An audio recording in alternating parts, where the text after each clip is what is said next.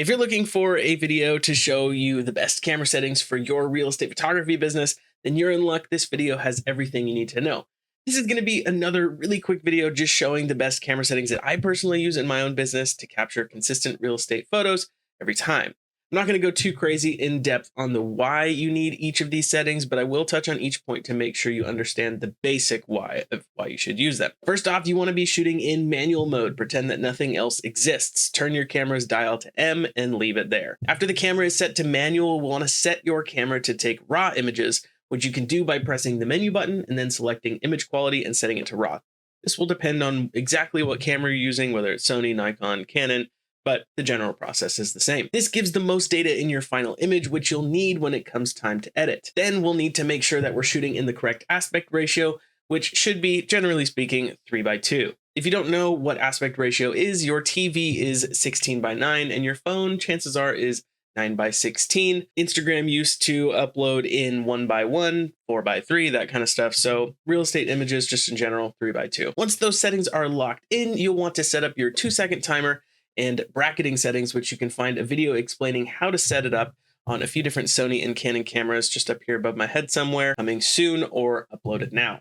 Once bracketing is all set up, you'll want to change your aperture or f-stop to be anywhere between f7.1 and f9. An f-stop like this makes sure that everything is in focus, whereas shooting at f2.8 will start introducing a shallower depth of field, which we do not want for real estate photos. I personally shoot at f8 and leave it there forever. Then you'll want to change your ISO. I personally leave mine at 320 for both interiors and exteriors, and pretty much never change it. If you're unfamiliar with what ISO is, just think of it as artificial brightness or how much artificial light your sensor is gaining. Be careful with ISO though, as cranking it up too high will start to introduce noise into the final image, which we do not want. More expensive cameras will handle higher ISO levels a lot better than cheaper cameras. So if you're shooting on a full frame Sony a7 IV, you can crank your ISO a lot higher than if you were shooting on something like a crop sensor Canon M50. Next up is shutter speed, and this is going to be the only thing that you change in order to get proper exposure in your real estate photos. Since real estate photography is done with a camera on a tripod and automatic bracketing using a 2-second timer, there will be no movement in the camera when taking photos.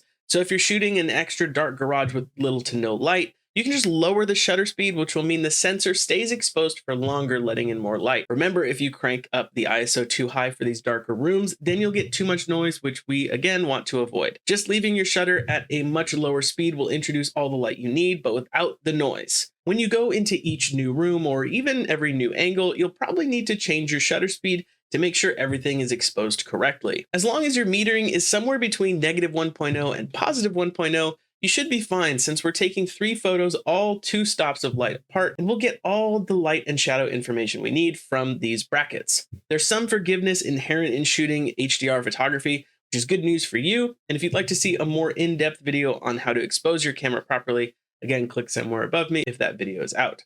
And that's all there is to it. You've successfully gotten your camera ready with all the correct settings needed to take awesome real estate photos for your clients. If you want my thoughts on what to price your photos at depending on your market, or would like to get one-on-one coaching to help you start, build, run, and scale your very own real estate photography business, learning client acquisition methods, marketing strategies, and much, much more, you can click the Apply for Coaching link in the description below. This video was created specifically for readers of my book, The $1 Million Photographer, which is a real estate photography business framework. If you're just finding this video on YouTube and you are interested in picking up a copy of the 260-page ebook for yourself, you can find a link to buy the book also in the description below. Goodbye, and I'll see you in the next one.